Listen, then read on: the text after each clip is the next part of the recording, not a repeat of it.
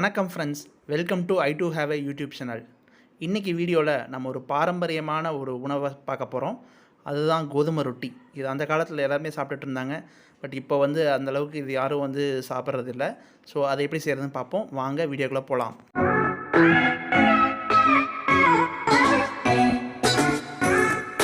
வாங்க கோதுமை ரொட்டிக்கான இன்க்ரீடியன்ட்ஸ் பார்ப்போம். கோதுமை மாவு 4 கப், நல்லா பொடி பொடியாக நறுக்கி வச்ச ஒரு 4 பெரிய வெங்காயம், 3 சின்ன வெங்காயம், 4-5 பச்சை மிளகா, கொஞ்சம் கருவேப்பிலை, தேவையான அளவு உப்பு. இப்போ கோதுமை ரொட்டியை எப்படி மிக்ஸ் பண்ணுறதுன்னு பார்ப்போம். கொஞ்சம் உப்பு எடுத்துக்கோங்க. தேவையான அளவு உப்பு எடுத்து கோதுமை மாவில் போடுங்க.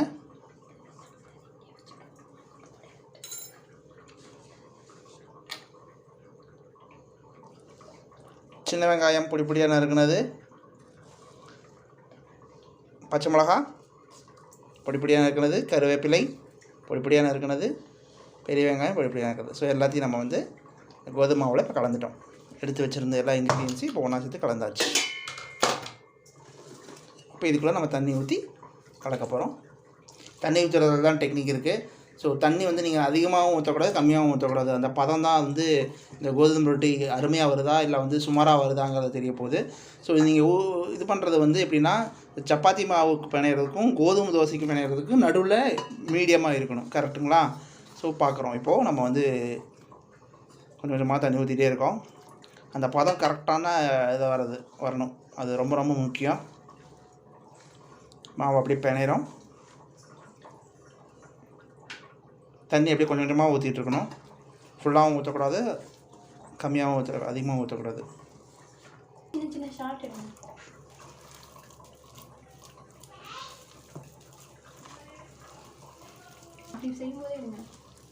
இந்த பதத்துக்கு நம்ம பிசைஞ்சிடணும். சொன்ன பதம் அதுதான்.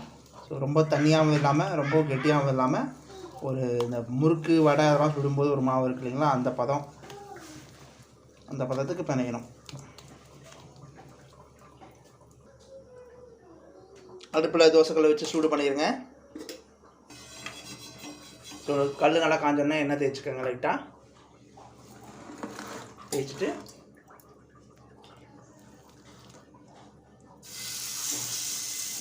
மாவு எடுத்து அப்படியே வைக்கிறீங்க. லைட்டாக தண்ணி தொட்டு இப்படி வைக்கணும். நல்லா அப்படி அமைக்கி விடணும். கல்லில் கை பற்றக்கூடாது, கை சுட்டு வச்சிடும். இது தண்ணி, நல்லா குடிக்கிற தண்ணி. அதை வச்சு அதை தொட்டு இதுக்கான கொஞ்சம் செய்கிறதுக்கு கொஞ்சம் நல்லா தைரியம் வேணும், மன தைரியம் வேணும். ஏன்னா கல் வந்து நீங்கள் சுடுகல்லில் கொண்டு போய் வைக்க போகிறீங்க. கையை கொஞ்சம் மிஸ் ஆச்சுனாலும் கையை சுட்டுரும்.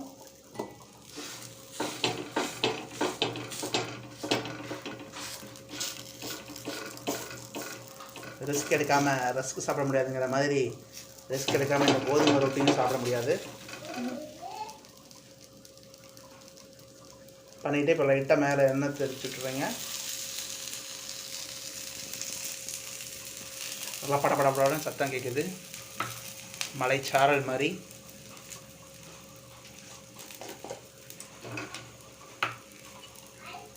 நல்லா வேகட்டும். பார்த்தீங்கன்னா உங்களோட கைரேகை எல்லாமே இதில் பதிஞ்சிருக்கும்.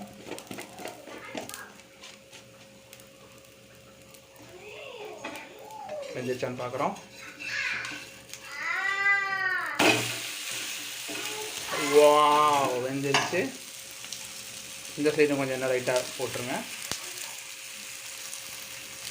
ஸோ ரொம்ப அருமையாக இருக்கும். ஏன்னா நீங்கள் மிளகாலாம் போட்டிருக்கீங்க, வெங்காயம் போட்டிருக்கீங்க, நல்லா காரமாக இருக்கும். இது வந்து நம்மளோட கோதுமை ரொட்டி. இது வந்து கொஞ்சம் பழைய டிஷ்ஷு. அந்த காலத்துலலாம் மக்கள்லாம் அந்த கோதுமை களி அந்த சைடு செய்யும்போது இந்த கோதுமை ரொட்டி செய்வாங்க.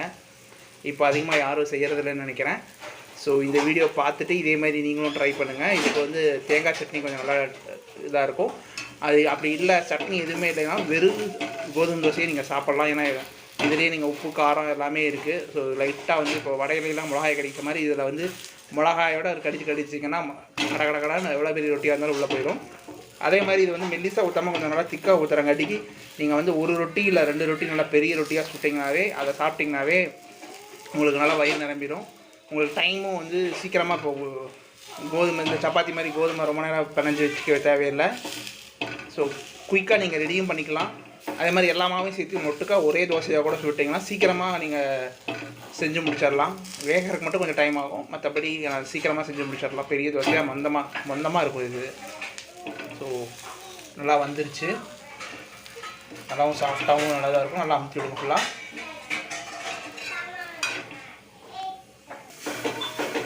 ஸோ நாங்கள் இந்த கோதுமை ரொட்டிக்கு தேங்காய் சட்னி வச்சு சாப்பிட போகிறோம். காம்பினேஷன் ரொம்ப சூப்பராக இருக்கும். நீங்களும் சாப்பிட்டு எப்படி இருக்குன்னு சொல்லுங்கள், நீங்கள் கமெண்ட்டில் சொல்லுங்கள். இந்த சேனலை மறக்காமல் நீங்கள் சப்ஸ்கிரைப் பண்ணுங்கள், இந்த வீடியோவை லைக் பண்ணுங்கள், ஷேர் பண்ணுங்கள். மறுபடியும் நான் உங்களை இன்னொரு வீடியோவில் சந்திக்கிறேன். பாய்.